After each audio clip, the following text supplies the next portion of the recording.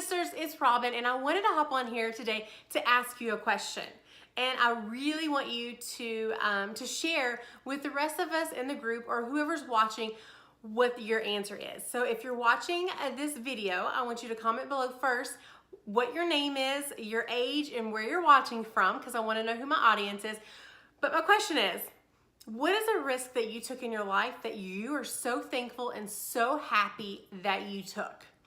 It can be anything. It doesn't have to be health and fitness related. It can be with your job, your personal journey. It could be with family. It could be anything. And I want to know, what is a risk that you took that you are so thankful that you took, because it basically dramatically, radically just changed your life.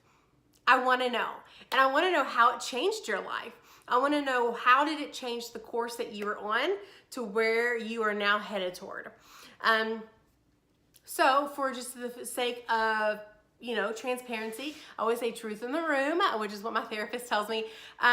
One thing that I took, I guess a risk that I took that completely changed my life was back when my husband and I decided to become foster parents.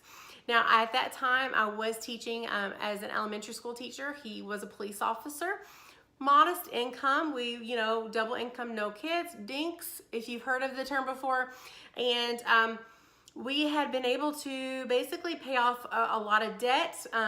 We have, and right now we are to the point where we are completely debt free, except for mortgages, because we do have vacation property, and we have a vacation cabin, we have the house we live in, and we have some other rental property as well. So we are debt free.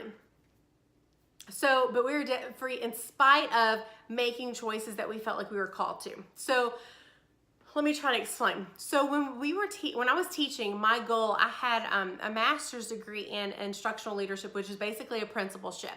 And I wanted to be a principal. I wanted to do administration. I wanted to be the one to not only be, in the classroom, hands-on with the kids, but I wanted to be able to, after a period of time, be able to be a leader. Like, I feel like I'm a natural born leader, even though I'm extremely introverted. I love to see people. I love to be a part of that change and that growth that people experience. It's such a priceless feeling to see someone grow because of something that I've done, that I've contributed to, no matter how small. So when we decided to foster, when it was brought up to us, I was just kind of like, oh, we are not ready for kids. We'd only been married for like 2 years. I'm like, he is not going to go for it. And lo and behold, he was like, well, let's do some research and we'll see and we'll figure it out. And I was like, okay, whatever. Like, the ball's in your court, dude, because this moment, I was in a moment of time. I was like, well, this chick ain't going to be doing, no research. And, because, and even going back, one of the things, if I had not married my husband, I would have gone to seminary and I would have gone overseas, and I totally see myself running an orphanage. I've been to several orphanages overseas in different countries. That is a huge passion that I have, is children. And so anyway, and then my husband was like, well, we can go to the first class. That doesn't mean that we have to finish the classes. Then we finished the classes in the training, which was like 30 hours, 10 weeks, 3 hours a night, and a lot of background testing, a home study. And we're like, okay, just because we do all this doesn't mean we have to accept any of the kids that come in our home.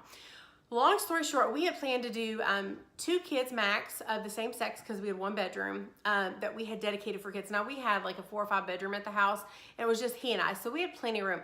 Within 6 months of opening up as a foster home, we had 5 children of both sexes. So God just radically just changed our lives. And the day that we got our first call was basically the day we're like, okay, like, I'm done teaching.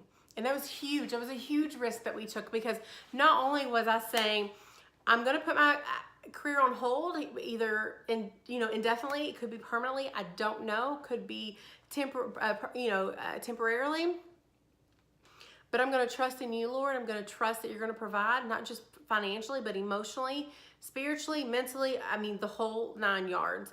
And lo and behold, let's see, that's probably like 2009, almost 10 years later, we have been gloriously wrecked by the gift of adoption. We've adopted all 6 of our kids through foster care.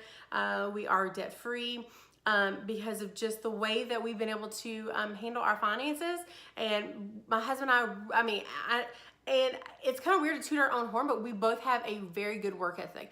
You know, if we have a goal, we're going to work for it. We're going to work hard until we reach that goal. Like, we are just stubborn. We're very competitive.